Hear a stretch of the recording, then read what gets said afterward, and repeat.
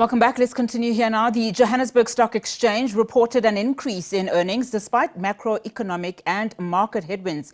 In the first half of this year, the operator of Africa's largest stock exchange also had to contend with an increase of delistings in recent years as a result of corporate action and consolidation. Now, headline earnings per share rose by 12%, driven by net finance income on the back of higher interest rates. Nastassia Arendse spoke to Leila Fourie, CEO of the JSE, for more. Nastassia, we had a very strong first 6 months to the year. Our headline earnings per share were up 12%. Our net profit after tax was up 10%. We have a very good performance in our diversified revenue. So all the other businesses outside of the equity market improved year on year.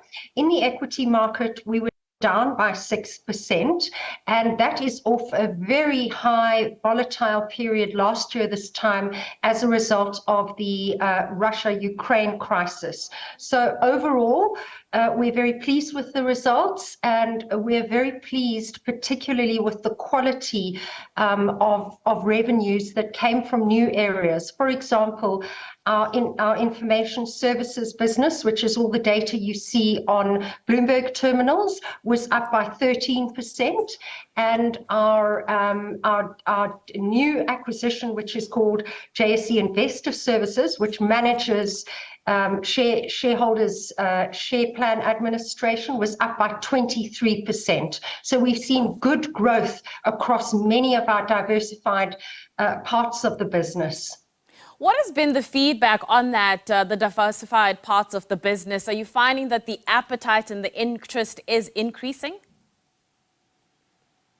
Nastassia, we are at a very complex time, both globally and locally, in the macroeconomic and in the political environment.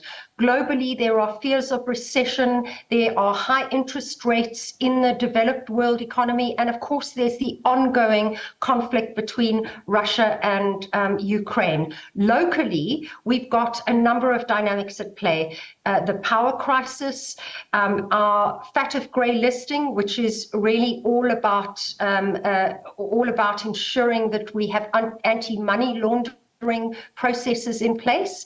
And then, of course, the diplomatic dynamics between South Africa and Russia. And all of these create quite a lot of headwinds for our market. It's very difficult to say where that's going to translate in the second half of the year, but it is very important for us to start to demonstrate execution of policy, to start to grow the economy and start to begin to get the power security under control. I was going to ask you, anecdotally and I suppose quantitatively, are you able to give us a sense of what investor sentiment towards South Africa is right now? Investor sentiment is shifting very rapidly. We see much shorter cycles of reaction. And so we have seen negative outflows in our equity market. However, in the bond market, we've seen inflows into the market. Those inflows are positive, but less positive than what we saw last year. So it is a bit of a mixed reaction. We've seen good growth in some of the other derivative type products, and it all depends. Many investors internationally are looking to see what happens in our political elections next year. The political uncertainty around any election year is a very important business confidence driver. And then, of course, how we deal with the power crisis is an additional very important consideration. So on balance, South Africa's markets have been more resilient than one expects, but we have seen negative outflows in the equity market. So international investors holding back on investing in South Africa. When it comes to the structural changes, you mentioned here that smoothly operating the independent clearinghouse under its new license since January of this year. How significant is that for the JSE right now? we have a number of important controls in our market to ensure the smooth running. The independent clearinghouse is a very important aspect because that makes sure the trades that are traded actually settle. We also invest very heavily into our technology, and we're very pleased to report that we've had an all-time high in our uptime and the resilience of our markets. So our markets have been available 99.98% of the time, which is well ahead of our 20-year running average. So we invest in cybersecurity, in general infrastructure to make sure that we're offering modern technology, and also in our clearing houses. And all of these together make sure that our markets are open for business, that when you do have volatile events, the traders can enter the market, price formation happens, and that trading accurately reflects the dynamics of the day. The one thing that stuck out for me when I look at your new market developments is the idea that you've developed a proof of concept with the SARB for a tokenized securities platform. Can you walk me through what that actually entails and what that work was about?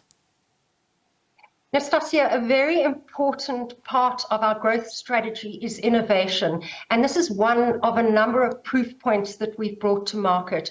We partnered with the South African Reserve Bank together with market participants, the banks and financial markets, to offer a digital form of trading, which is effectively traded on a tokenized basis. So you would use tokens, much like all of us know rewards programs offer a reward. You would have a token that you could trade across, for example, the debt and the equity market. And we created a proof of concept. We were able to trade across both of those markets. And this was a very important initial step in our investigation into the digital markets. In addition to the digital markets, we're also investigating other very important innovative solutions, some of which are world firsts for the JSE in the world of exchanges. Which is quite interesting, because when you look at some of the social media comments around that particular statement, some people wondering whether a crypto exchange is on the cards here. Is that a yes or a no?